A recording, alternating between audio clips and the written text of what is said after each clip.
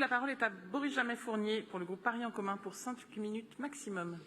Merci beaucoup Madame la maire. Chers collègues, effectivement, comme ça a été dit, la crise sanitaire du Covid-19 commence à s'éloigner, fort heureusement, mais pour autant, nous devons toujours et encore gérer et tempérer ces effets, et en particulier ces effets économiques, bien sûr. Et donc, c'est l'objet de cette délibération qui porte, comme ça a été dit, sur un avenant de prolongation d'un an du contrat qui lie la ville à la SET, la société d'exploitation de la Tour Eiffel.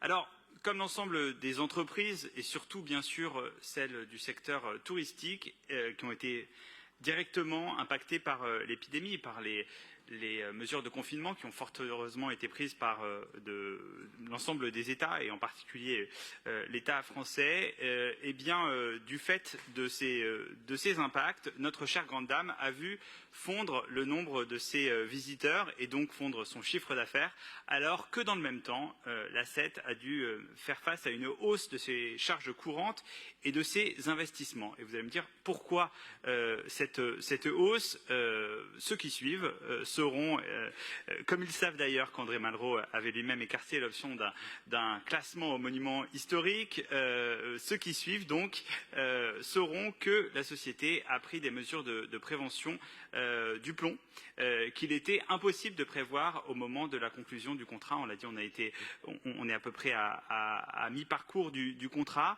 et donc cela beaucoup affecter les dépenses, mais aussi les calendriers de réalisation des chantiers et surtout les capacités d'accueil du public. Et donc là, on a un cocktail assez difficile, c'est-à-dire qu'on a des dépenses supplémentaires, une capacité d'accueil moindre et un monument qu'on doit restaurer pour éviter de futurs accidents.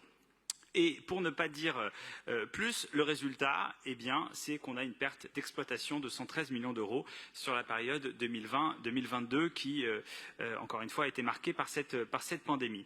Et donc, il en va véritablement de notre responsabilité de ville de nous mobiliser. On en a discuté ce matin, on en rediscute maintenant pour accompagner la SET en ces circonstances qui sont à la fois très difficiles et imprévues.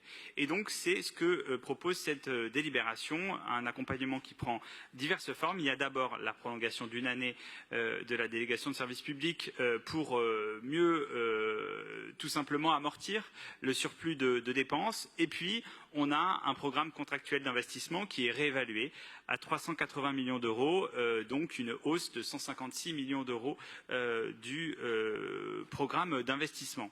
Et donc, il est important également de souligner que les recettes de la SET doivent s'accorder au mieux avec ces nouvelles charges à supporter.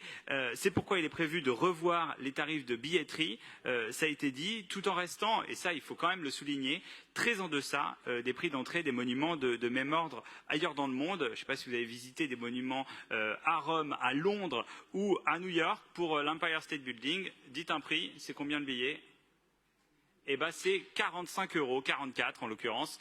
Donc on est bien plus haut que le prix qui sera celui de visite pour le billet d'entrée à la Tour Eiffel.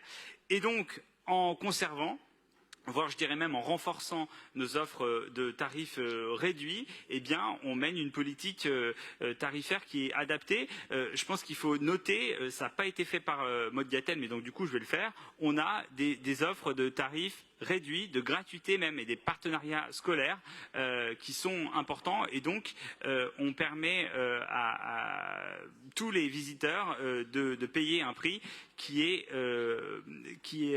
s'accorde avec leurs moyens. Cette révision tarifaire rapportera, quand même, il faut le dire, 145 millions d'euros supplémentaires qui seront donc affectés à la hausse des besoins des dépenses d'investissement dont j'ai parlé il y a une seconde. Et puis, afin de compenser partiellement les pertes liées à la crise sanitaire dont nous avons fait état précédemment, la ville consent également à une baisse de sa redevance, tout en s'accommodant à un intéressement en cas de résultat supérieur aux prévisions. Voilà, il me semble que c'est une gestion tout à fait responsable de cette période difficile pour un monument qui est encore le symbole de la ville de Paris et qui va continuer à l'être pendant ces Jeux olympiques et paralympiques. Et donc, on a une mesure qui est tout à fait appropriée. C'est la raison pour laquelle je vous invite à voter cette délibération DFA 24. Je vous remercie. Merci beaucoup.